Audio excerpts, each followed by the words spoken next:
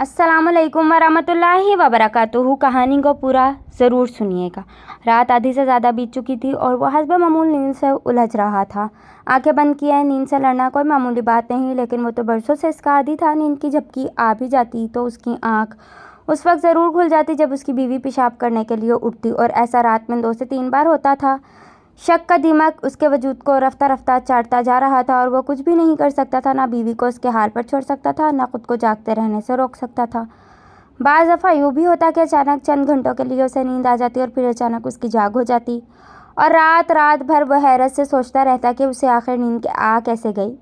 ज़रूर मेरी बीवी ने मुझे चाय में नींद की गोलियाँ मिला दी होंगी। रह रहकर यही ख्याल उसे सताता और उसका शक मज़ीद पनपने लगता कि हफ्ते अशरे बाद वो उसे नींद की गोलियां खिलाकर उसके हक़ में ख़यानत करती है। तब वो और भी ज़्यादा मोहतात हो जाता, चुपके चुपके निगरानी करता कि अपनी बीवी की चोरी पकड़ सके। लेकिन उसकी बदकिस्मती यह थी कि वो उसे कभी भी रंगे हाथों पकड़ नहीं पाया था। कहते हैं खाता चोर एक दिन पकड़ा ज़रूर जाता है, और एक दिन वो पकड़ा गया और उसने बिलाखिर चोरी पकड़ ही ली। उसने उस रात बीवी को चाय लाने को कहा और कुछ देर बाद दबे पाँव किचन की तरफ बढ़ा। दरवाजे पर पहुंचा जो खुला हुआ था, तो उस वक्त शायद उसकी बीवी ने उसके कदमों की आहट सुन ली और फिर बड़ी तेज़ी से उसका हाथ हरकत में आया और हाथ में दबी गोलियां उसने बर्क रफ्तारी से अपने ब्लाउज़ में डाल दी। आखिर तुम्हारी चोरी पकड़ी गई ना, तुम जैसी बेवफा औरत मैंने अपनी ज़िंदगी में नहीं देखी। बताओ किसके साथ मुकाला करती हो मुझे नींद की गोलियां देकर?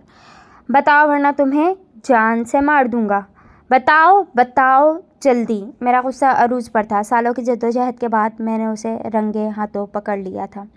अगर वो ज़ुबान ना खोलती तो मैं उसे यकीनन जान से मार देता। हाँ, ये नींद की गोलियां हैं जो मैं चंद दिनों बाद तुम्हें चाय में मिलाकर देती हूँ, ताकि किसी गैर मर्द के साथ रंग रलियाँ मना सकूँ। क्यों? मैं तुम्हें आज ज़िंदा नहीं छोड़ूंगा। इस काबिल ही ना छोड़ूंगा कि तुम किसी से बेवफाई कर सको। खुदा गवाह है कि मैं कोई जुर्म नहीं करती, कोई बेवफाई नहीं करती। जानती हूँ आप रात को जागते रहते हैं, शक का सांप आपको रात भर डसता है और आप रात भर बेकरार रहते हैं। सो भी जाए तो हल्की सी आहट आपको जगा देती है। हर हफ्ते 10 दिन बाद जब मैं देखती हूँ कि नींद ने आपका जीना अजीरन कर रखा है, तो आपको चाय में गोलियाँ मिलाकर देती हूँ कि चंद घंटों के लिए सही आप सुकून की नींद तो सो जाएंगे। 2 गोलियाँ भी आपको 2-3 घंटे से ज़्यादा सुला नहीं पाती। काश आपको यकीन आ जाए मेरी बातों का। याद है शादी की पहली रात मैंने कहा था कि आप मेरी ज़िंदगी हैं, ज़िंदगी में आने वाले पहले और आखिरी मर्द हैं।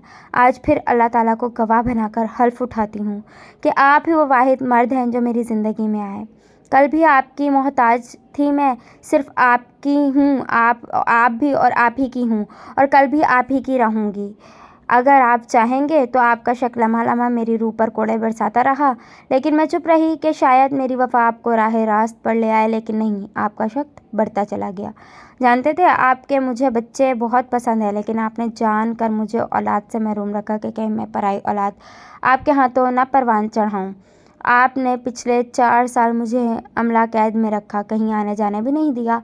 अपने मैके में भी 6 साल 6 माह बाद जाती। अपने शक की वजह से आपने हर वो कदम उठाया जो मुझे मुजरिम साबित करता रहा था। आपने तो जुर्म साबित किया बगैर मुझे सज़ा सुना दी। लेकिन अब बस बहुत हो गया, मैं थक गई हूँ। बस अब और नहीं। अब आप मुझे दुनिया से निकाल दें या अपनी ज़िंदगी से। जो हकीकत थी मैंने आपको बता दी। आंसुओं की बरसात में वो बोली गई। बहुत अरसे बाद उसने चुप का रोज़ा तोड़ा था। वो गोद में सर दिए बिलक रही थी। अचानक उसने आगे बढ़कर अपनी बीवी को गले से लगा लिया। यह इस बात का एतराफ़ था कि उसे अपनी बीवी के पारसाई पर यकीन आ गया। बीवी खुश थी कि उसका नामर्द अब आराम से रात को सोया करेगा।